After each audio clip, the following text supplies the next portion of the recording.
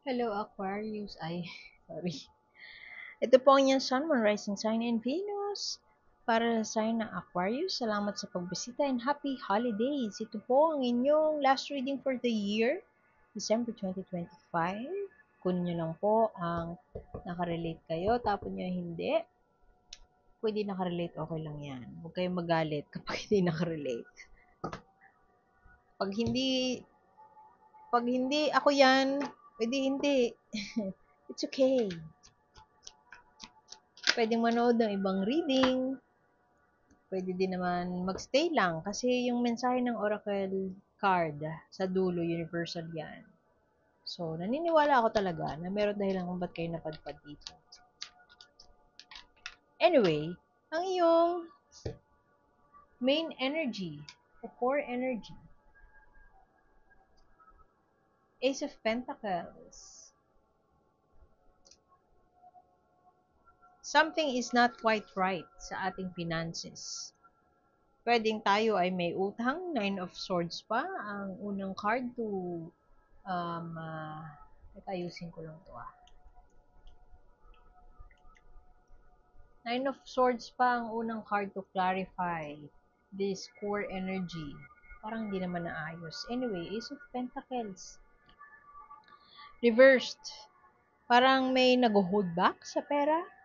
Pwede din naman na walang pera ngayong holiday season.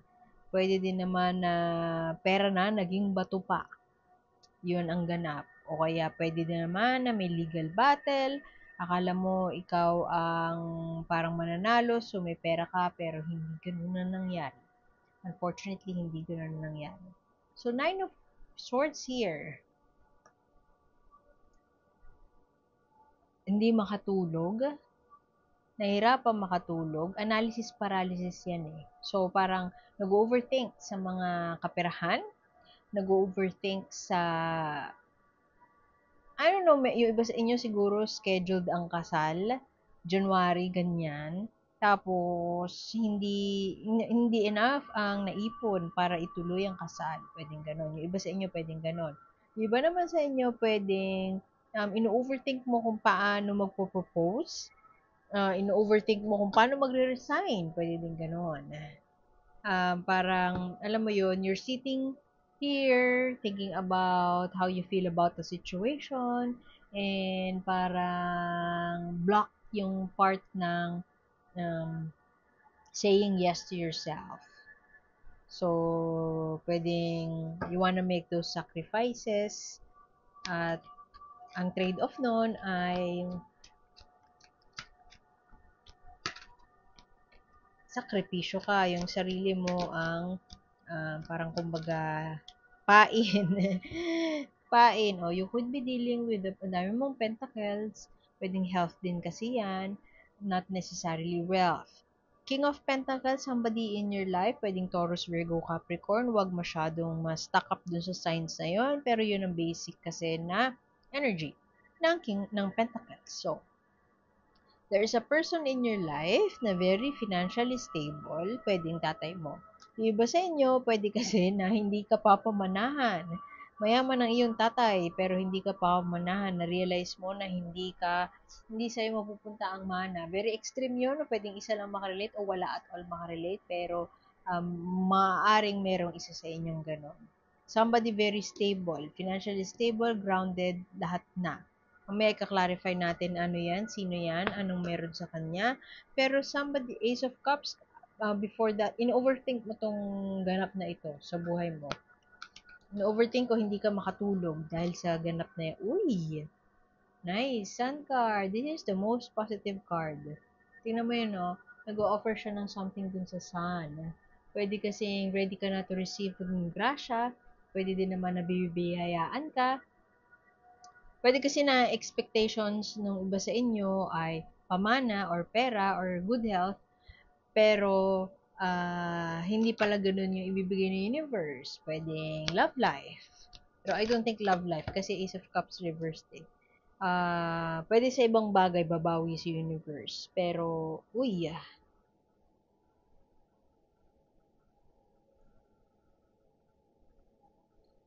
Ano ba 'to? Meron kang pinaglalaban. Hindi ko alam kung ano yung pinaglalaban mo. Merong isang bagay na hindi ka matahimik? Parang hindi natatapos ang laban? Hindi matapos-tapos ang laban? Nakakapagod. Pwedeng may kinalaman dito sa tao na ito. Pwede din naman extreme ulit 'to. So, pwedeng isa lang yung maka-relate.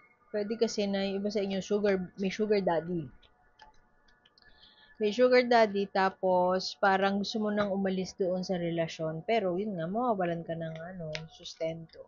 So, in-overthink mo kasi you finally want to do it right.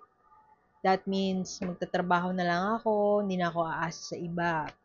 Pero hindi ka in-overthink mo kasi hindi ka totally makaalis. Uy, Queen of Pentacles, ang ganda. King and Queen of Pentacles, oh. Pwedeng soulmate connection. Ano kayo, parang swak na swak, parehas kayo ng pananaw sa buhay, magkaiba man ng age, pero parang feeling ko magka-age kayo. Kung hindi mo ito tatay, pwedeng lover siya, tapos, ano kayo, parang match made in heaven. Pero ano yung overthink mo? What's wrong? Pwede nga na, yun nga, gusto nyo na magpakasal, pero wala pang enough na pondo para ikasal. At yun ang nagko-cause ng stress sa inyo. Parang haba-haba na napapagod ka na haba ng planning period or may something na ano na nakakapagod na. Pwede din naman, King of Cups clarifying si King of Pentacles. Nakakatawa kasi ang una kong pumasok sa isip ko ay there could be two people na trying to get your attention, Aquarius. Masyado kang maraming naipunla, naipunla. Masyado kang friendly, so parang mm, marami kang na-attract na mga tao na stable. Pwede din naman na dalawang mas matanda sa'yo to. Dito kasi King of Cups, Cancer, Scorpio, Pisces, not necessarily those signs, so huwag maging stuck up doon, katulad ng sinabi ko kanina. Pero itong tao na to ay very romantic, very emotionally stable. Hindi siya mainitin ng ulo, at mapagmahal siyang tao. So, pwede din naman na may mayaman at mapagmahal na tao in your life right now, pero merong isa doon ang talagang match na match sa'yo. Ito yon, King of Pentacles, yung mayaman. Not necessarily mayaman, pero basta grounded siya, focused, hardworking, mahal niya yung trabaho niya, at masipag siyang tao. Ito naman ay, yung isa naman ay parang, yun nga, mapagmahal. Pwede yan yung in-overthink mo eh. Parang, I'm choosing between two people. Tapos meron pang isa dito, Knight of Swords, padalos-dalos. Pwede kasi na nag-overthink ka or nahihirapan ka na magdesisyon kasi merong isang enerhiya ng parang nagpo-push sa'yo na kailangan mo na mag-decide. So, ingat ka sa padalos-dalos na energy. Ingat ka din na may pera kang iwawaldasin kasi ang core energy mo ay parang loss of money. Pwede din naman na lack of opportunity in love. Pwede din naman na um, mawawalan ka ng trabaho. Pero ang biyaya sa ni universe, nire-redirect ka pala ni universe to something better, which could be yayabong ang iyong love life. Maganda itong sun card na nandyan kasi positive yan, a sign. Tingnan natin anong clarification yan. Positive siya na omen for you.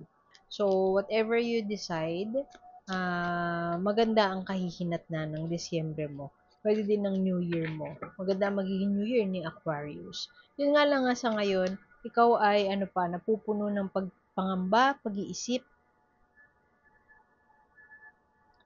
Yung iba sa inyo, pwedeng may tatapusin na relationship. May matatapos. Pwedeng gano'n. Pwede din naman na hindi mo pa maumpisahan, hindi ka pa ready mag-umpisa. Yung iba sa inyo, pwede kasi na, yun nga, may engage, may nakaschedule na kasal, pero, hindi ka pa ready. Alam mong perfect na yung pakakasalan mo, perfect na yung sitwasyon mo, stable na, pero hindi ka pa, for some reason, hindi ka pa ready. Pwede kasing financially, hindi ka pa ready. Pwede din naman na emotionally hindi ka pa ready kasi Ace of Cups to na reversed. May insecurity pang nalalagi sa iyong katawan at hindi ka, parang hindi mo aaminin, hindi mo sinasabi sa partner mo. Pwede may tinatago ka, pwede din na nagmamadali ka, gusto mo lang magpakasal kasi nga parang gusto mo lang makalaya to some, I don't know, reason. Hindi ka pa makaalis. Ano ba yan? Meron ba iba sa inyo siguro ano pa, kasal pa or in a relationship pa?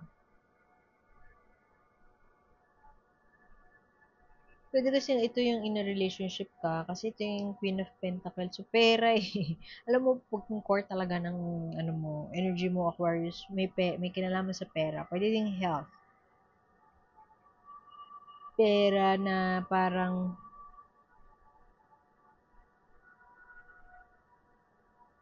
I don't know, kung lalaki ka, pwede nga siguro na meron kang kailangang tapusin, meron kang kailangang i-close na chapter, meron kang kailangang investan, meron kang kailangang alisan. At nag-overthink ka, parang forever na lang na battle to. Pwede kasi yung legal battle nga. When it comes to, pwede yung old, ano mo, wife mo, ganyan.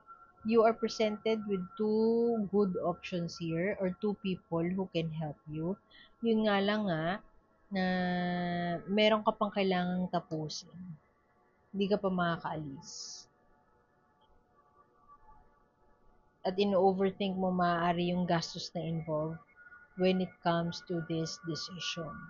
Pero, ang maganda niyan, ito ang pinakamalakas na card sa iyo, Sun card. Everything will turn out right. So, ito ay parang positive sign, positive message ng universe na uh, all is well and all will turn out fine. Just fine. Yun nga lang nga sa ngayon, meron pang hurdles, may overthinking at yung ano pa, parang may laban ka pa na tinatapos. Hindi pa siya matatapos this year. Pero no, na once na matapos yun, huwag kang magmadali ah. Once na matapos yun, um, may positive na bigay si universe. May kailangan ka pang tapusin. Yun yung main message na nakukuha ko for Aquarius. Anong mensahe mo, Oracle card? Message or advice from the universe? Get untangled. If you can't get untangled o ano na, palayain mo na yung sarili mo. If you can't find joy, at least be at a space na parang comfortable ka.